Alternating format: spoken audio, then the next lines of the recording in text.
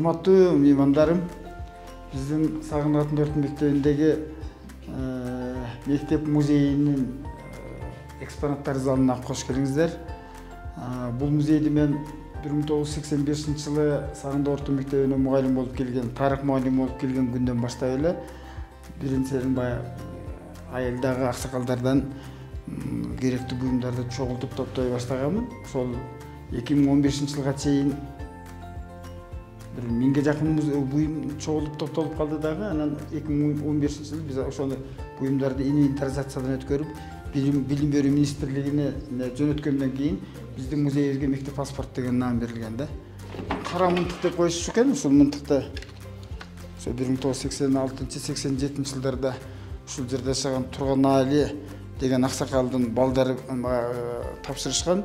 Эгерки биздин мергендер, айылдын мергендери ушул мынтык менен мына жерде стволуна мына жерде от жагып туруп, анан мына немеси экен, машасы деп коет го кыргызча, орусча жаңандай крючок деп коет го. Ошону менен мына ал жерден басканда, мына жерден от күйчү экен. Ошол от могул стволдун ичинде анын учунан киргизчү экен эмени, окту. Менимче бул мынтык аларга андан араб соодагерлериненби же кимдерден ошол өтсө керек. Ал эми мына бул кийинки мынтык, бул биздин айылдын союз мезгилиндеги бир ардактуу чабандардын бири Райымбаев Коргонбай деген кишинин 1957-жылы койчу болуп иштегенде, колхоздун коюн баккан мезгилде ошо колхоз тарабынан берилген мынтык экен. Ошо койду жакшы кайтарып, карышкырды атып, коомдук койдун немесин башын сактайсың деп берилген мынтык экен. Ушуну да ал киши өз колу менен алып келип берген мага. Ушу музейге сактап кой эми. Ушу менен жоголуп кетпесин деп. Ал эми буну бешатар мынтык деп кошунай мынтык деп коет экен. Муну бизде да бир мүнүшкөр киши болгон, Мамат Өмөров Турдакын деген аяш ата болгон. Ал киши азыр маркум болуп кетти. Ошол киши аңчылыкка куш салып, куш кармап, ошол аңчылыкка кызыккан киши болгон. Ошонун мынтыгын калдыгы. Үчүнчү мынтык. Ар бир айылда Кыргызда баягы оңко тургузулган мергендер бар го. 1000 кийик атса, 1000-нчи кийик мындай оңкосунан башы менен тик туруп калат экен, өлбөй калат экен, тийген, ок тийген кийик деп. Ошолордун бири биздин айылда Кадиев Токон деген аке бар. Азыр деле бул 85ке жакындап калса керек. Аябай чыйрак, жап-жаш, жылтылдаган киши бар. Ошо көп басканды, бийик тоодо көп жүргөндөн, таза абада жүргөн. Ошо кишинин колдонгон кесе деген буюму да. Бул бергенчилик аңчылыкка чыкканда ошону курунда мынандай кылып байлап алып, анан буга мына ок дарыларын салып алчу экен да. Ок дарыларын салып алчу экен. Муну кесе деп коюшат экен. Бергенчилер. Бул таза териден жасалган эми өздөрү. Бучуп ушундай. Анан мына бул дагы кесе. Муну дагы бир ошондой эле мергенчи Байгазиев Нургаз деген аке балдары беришкен. Атабыздан калган эстелиги эле дешип. Бул да ошондой териден жасалган, мына муюнга асылган, башкача формада жасалган да. Анан муну октору да ар ичинде ошондо колдонгон огу менен кошо берген. Мынандай шариктер менен чемеси неменичи, эмне деп койчу эле, баягы пытырасын, дарысын, ушуну менен баягы аябай трамбовка кылып мунун ичин. Анан кийин үстүнө дарысын жасап, анан мынандай шарикти коюп, анан неме кылган да, кагаз менен уруп койгон. Ошондо сиз бул музейди түзгөнгө 30 жылдык эмгегиңиз кетти. Ооба. Жалгыз эле өзүңүз түздүңүзбү же тарыхчы жубайыңыз да жардам? Тарыхчы жубайым да жардам берди, балдарым жардам берди. Анан эң башкысы мен мектепте тарых илимин түзгөнмүн да. Ошол тарых илиминдеги окуучуларым жардам беришти. Студент кезибизде бүтө үйлөндүк да. Бирге окудук, кайра келип бирге иштедик. Ортодо экөөбүз 2 мектепте иштедик. Бул Айдын-Көлдө иштедим, мен Сагындыкта иштедим ушул мектепте. Анан ортодо экөөбүз талашып тартышып, класстар аралык КВН өтөт элек, викториналарды өтөт элек. Ким жеңет эле? Көбүнчө мен жеңип калат элем. Рыцарлык кылбаса болбойт да анан, колуктубузга жеңдиртип. Жашоодо да, турмушта дагы ошо эми бирге иштеп, кесиптеш болгон ушу көп талашат элек. Сен окуучуларың антып койду, мен окуучуларым мындай. Сен антып атасың, мен мынтип атам, бирок кантсе дагы эми советтик биз эми аял кишибиз. Бала чакалагы жашоодо чын эми эркектерге салыштырмалуу көп аксап калабыз. Анан эми Советбек чындыгында мактабайм, бул өтө кызыгат өзүнүн эмесине. Сабагына, ушу күндөгү өткөргөн иш-чараларына, баардыгына кызыктар. Эмдигиче кээде мен чарчап кетем, кой болду эле пенсияга чыктык. Чачың калганы калсын эми. Биягын сактайлы. Иштейин деп көп турмушка дейм, болбойт дагы эле. Дагы деле кызыгып, мына китептерди, мына ушу акыркы китебине көп бала чакабыз болуп чогуу жардамдашып, ушу Алайкулдун кадырмандары деген китепти май айында басмаканадан чыгарып, ушул жерге келип аны ачылышын жакшы.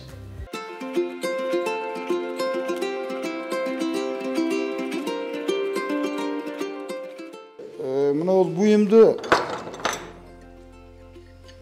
бизче кишен деп коет экен. Илгери баягы биз тарыхый көркөм китептерден окуп жүрбөйбүзбү? Байлар, бийлер өзлөрүнүн кол астындагы баягы аш тойлорго чапкан күлүк, аябай кандай күлүк аттар болгондо, ошол күлүк аттарды уурулар уурдап кетпесин деп, анан ушуга дагы тушап байлап коюшкан дешчү да. Анан экинчиси, мунун колдоно турган экинчи жагы бул тутумга түшкөндөрдү, башка уруулар эми уруу чабыштарында уурулук менен жылкыта айдап кетем деп колго түшүп калган туткундар болгондо, вот ошол туткундарды дагы ушуга буттарына неме кылып кишендеп туруп, анан мына кулпусу болот экен. Бул ушу кулпусу менен култап койгон экен да. Мына жерден ийип туруп, мисалы үчүн. Эрибаев Чөндөш деген акенин Салморбек деген баласынан сатып алдым. Бул ошол жана биз айткан менин ата-бабаларым жашаган там арасында кыштоосу бар, ошол жерден муну ошол атаргамыз алып жүрүп таап алган экен. Анан көтөрүп келди. Анан эми кичине ыраазы кылып коюңуз деди. Анан мен ал деле баасын айтпайт, конечно, анан бирок мен ошого ыраазы кылып акчасын бердим. Мен паланчтолду айтпай коюй. Комуз кимдики комуз? Кайсы? Бул комуз Койчуманов Айса деген акенинки. Ал киши раматылык болуп кеткен, ал кишилер жок азыр. Комуз чечти. Комуз чечкен, анан жамакчы киши болгон ал киши. Айылдын кишине анча-мынча аш тойлорунда жанагы төкмөлөр айтышып атат го, бир-бирине ошондой кылып жамак табырдап ан киши болгон, жамакчы.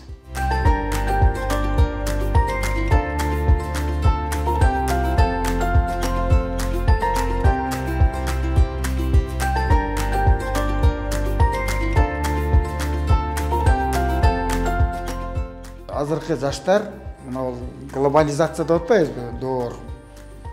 Батыштынбы, чыгыштынбы маданияты биз кыргыздар сыяктуу аз элдерге аябай таасир күчтүү болуп атат да.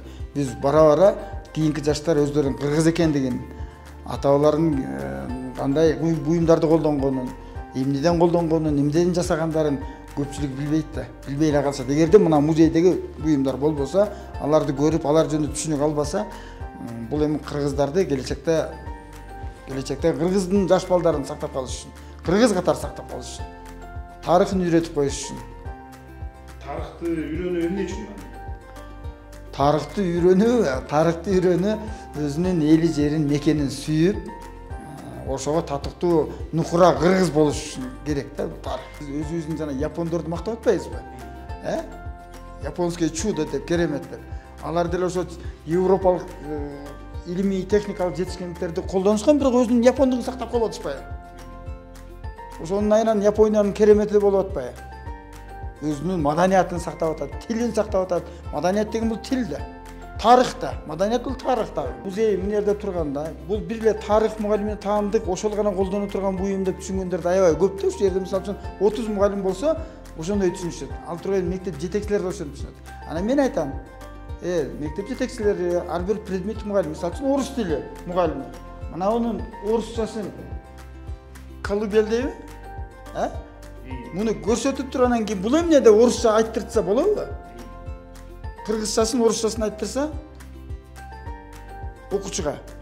Демек орус тили мугалими дагы өзүнүн предметинде, сабагын өтүп аткан мезгилде бешик деген сөздү үйрөтүш үчүн, демек анын мына өзүнүн фактически өзүн көрсөтүп, натуральный. Мына ушул колыбел деген болот. Деп сабакка көрсөтмө куралы катары колдонсо деп сунуш кылып атат элем да. 2 жылдан беричи предмет мугалимдерге дагы. Мисалы үчүн математик мугалимдер айлана, тегерек, ананда 3 бурчтук, 4 бурчтук, квадрат деп сайрап атышпайбы, чийип алып, минтип алышыпчы. Ошол чийип алгандын ордуна шилекейин чачыратып, кыйкырып, акырып түшүндүргөндүн ордуна аны мынантип алып келип көрсөтсө болот да мына. Мына тегерек. Мисалы, Бирок бул буюм кыргыздын тарыхында колдонулган эмне деп коет элек? Билесиңерби? Элекпи? Үйүрмө дейт. Мынаны кийинчерээк эле мындай эме кылып коюшкан го, сетканын ордуна сап коюшкан. Ооба. Ошону тамга тааныбаган эле кишилер муну тегерек кылып ийип, мына кайыңдан ийилген да. Анан мына ал жагындагы мындай жука немелерден саскан бар. Кайыстардан, териден да бу делени. Терини аябагында инчке кылып тилип, ушунун бардыгы тең тилип, бирдей тилип, барабар тилип деп биз математикадан окутобуз да геометриядан, Ушуну математик мугалим геометрияны окутуп атканда колдонсо болот. Тегерек деген мына бул. Ошо тегеректи биздин ата-бабаларыбыз билген. Билген үчүн мынандай кылып тегерек кылып жасап атышат. Деп түшүндүрсө мындай курук сөз менен эмес, мындай көрсөтмө менен түшүндүргөн окуучуга аябай таасирлүү болот да. Эми кайра ушуну кайра жасаса болот сен айткандай. Азыр технология деп коет. Мурда кол эмгек деп коет эле биздин мезгилде. Азыр кол эмгек деген сабакты жоюп, технология деп койгон. Технология деген сөз ар бир буюмду жасоонун жолу, ыкмасы деген сөз, туурабы? Демек, мына жерде биздин ата-бабалардын колунан жасалган буюмдарды азыркы эмгек мугалим деле мастерскойунда жанагы аябай сонун курал-жарактары бар буюмдасы. Ошого мынаны алып барып, эмгек мугалими көрсөтүп, давай мынаны жасагыла. Ушундай кылып деп үйүнө тапшырма берсе болот. Жасатып келсе, бул жаңы үлгүдө болуп калабы? Мүмкүн башкача ой идеяны киргизиши мүмкүн буга дагычы.